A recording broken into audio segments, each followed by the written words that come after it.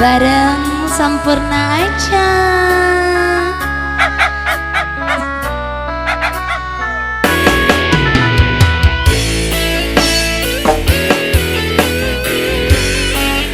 Masih bareng Santos Production. Ini yang requestnya bareng Mas DJ Santos.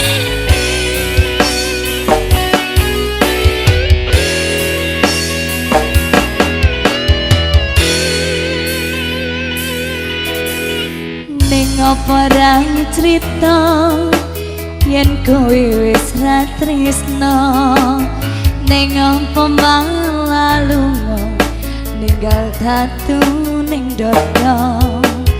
Rasane ati iki kaya kena mawa, bareng wis ngerti ning buriku kowe liya.